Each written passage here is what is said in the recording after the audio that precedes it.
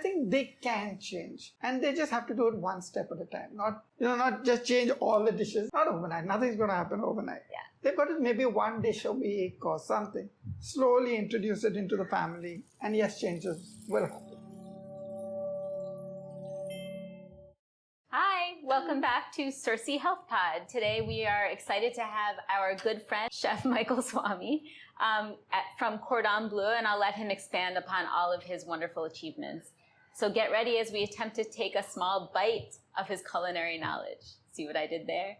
All right, so first question we have for you, I guess a little bit about your history, and then when did you decide you wanted to be a chef? A little bit about my history is I grew up in Bombay, and I always wanted to make food films and document food. And that's when my mother said, go and become a chef. So I think it's between the devil and the deep blue sea because I love my photography more than being a chef. And it's when I was being a chef that I realized that we are cooking for people. And it's our job to give them healthy food and not just give them what they want. So speaking of healthy food, have you found it difficult to incorporate plant-based dishes into your regime over the years? It is a little difficult, but the beauty of India is that there are so many vegetables that it's easier. And I kind of gave up milk and sugar after the 10th grade because several reasons. I just found it healthier, more energetic.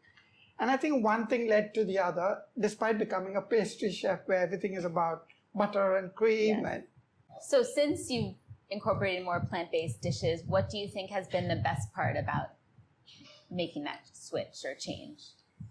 The best part about making that switch and change is that you can be more innovative. Indian culinary dishes are very staid. They've stayed the same for decades. People are not really innovative or creative. And I think it's being a chef, you putting the French touches, which I learned at the Cordon Bleu, into Indian food is something that has benefited me and made me change the Indian diaspora of food and giving people technique-based food rather than recipe-oriented. Yes. So do you feel that an everyday home chef could modify their regime into this particular more healthy, more plant-based, or would it be very difficult for them? It's a mix of both. But Indian housewives love everything fried, everything overly cooked. We cook our vegetables till they're dead. They forget that vegetables have a life. And Yes. the cooking technique is fast, simple. Mm-hmm. Like how the Chinese cook their food. Yes. Stir fries and quick and easy. And I think they can change. And they just have to do it one step at a time. Not just change all the dishes. Not overnight. Not overnight. Nothing's going to happen overnight. Yeah. They've got to maybe one dish a week or something. Slowly introduce it into the family. And yes, changes will happen. Great. Those are good tips. We also agree with changing things a little bit at a time for various things, which you'll find out in several podcasts to come. Do you feel that a plant-based diet is too fancy or too expensive for people to have on a daily or mostly daily basis? It's not expensive. Brands and corporates are making it expensive. It is not expensive at all. Good. Yeah. Okay, good. So that's probably reassuring for people to hear. We can also attest to that as well. Do you feel that coming up with new plant-based dishes has become tedious for you? Do you feel that it's boring, that you end up doing the same thing over and over again? I think it depends on your knowledge base. If your knowledge base is limited, it will become limited.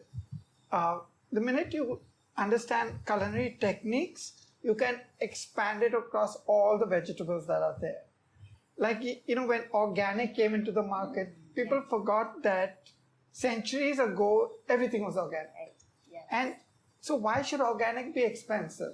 So even now with plant-based, vegetables have been there for decades and centuries. It's just reinventing the wheel. Not reinventing the wheel, but it's more like playing with your food. Yeah. Experimenting.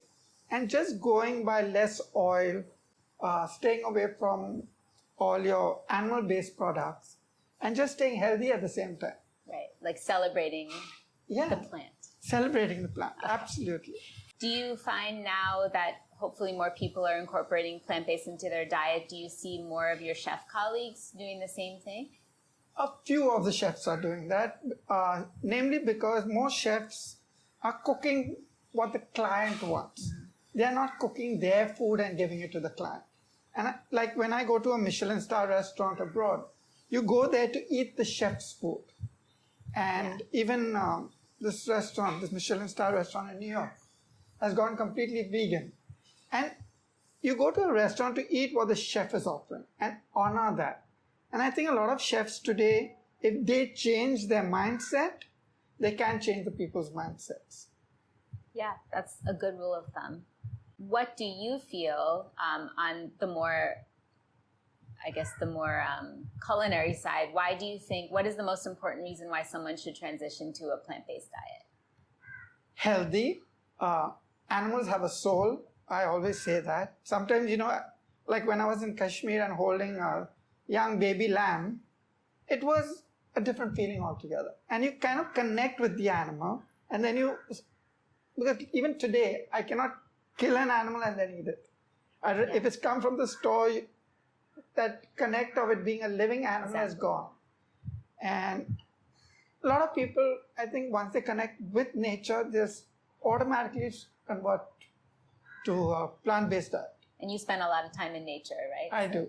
Finally, anything else you wanted to share with our excited audience? Anything that you want to talk about? Plant-based, healthy diet, food in general that you feel like we missed or that you can't wait to get off your chest?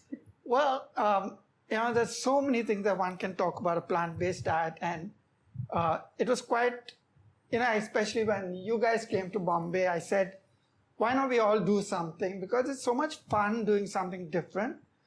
Other chefs are just in their kitchen, stuck with a menu either they've created or the owners have created.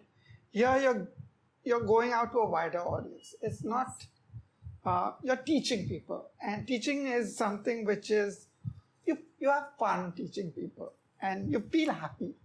And that's what I think being a chef is all about. Being happy and not just worrying about a guest complaint or things like that, Great. And we agree with teaching. We like teaching you and we like learning from you. So on those lines, please subscribe to our lovely new podcast channel and we'll have more exciting topics to come. Thank you, Chef Michael. It's always a pleasure. See you next time.